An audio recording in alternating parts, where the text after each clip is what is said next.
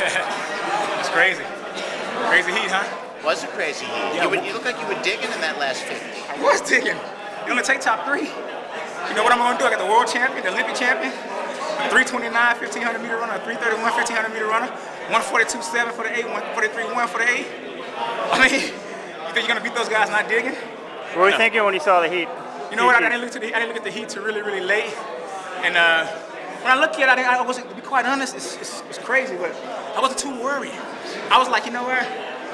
If my body just gives me what I've trained it to do, I'll be fine.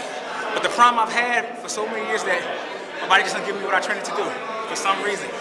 You know, I've been cramping up all year and I've been having a lot of problems. And when I ran 144.4 and I went over to the States, I went over to Europe, I just had terrible races. I just couldn't put races together, man. Luckily, I was able to finish better today. Whereas in Paris and in London, I was in the same position coming off. And, you know, in New York, I was in that same position, and I ran down Gary Reed and caught him and passed him. So I'm just saying, okay, just give me what I've trained you to do, you know. And if those guys beat me, they beat me. That's just life. But my body hasn't been giving me that. And today, I was too calm at that point. So I was coming, I was like, okay.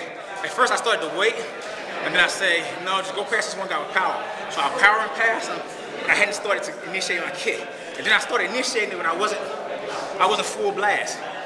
So what I suspected happened was those guys were already building up. So by the time I went to full blast, they started going. When they went past me, they just went kind of smooth past me. And then I was like, okay, I'm cool in 3. And I'm like, no, hold on, you only take 3. So then I started digging. I think I have to build up a little bit more. I think I have to start coming and start building up and start it early. And if I can start it early, I'm gonna feel it. But if I can keep my arms down and go here, it'll push me like this. As opposed to me trying to come off and start from here and go, you know, because you're too tired at that point.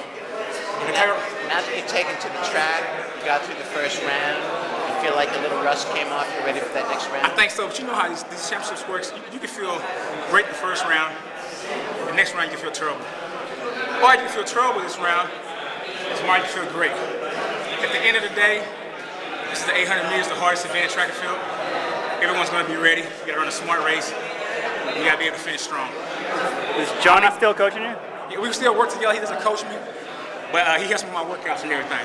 Does he give you any advice for these type championships? Johnny, when I was training with Johnny Moore, we trained a different way. So we trained to do things a little bit differently. That's why I took it out like I used to when I was running. But he just thinks you shouldn't play around as much. I believe that too, but to be honest, my body just doesn't respond like I want it to. The later on in the season it gets. I don't know why. If it just responded like I want it to, I'll be happy.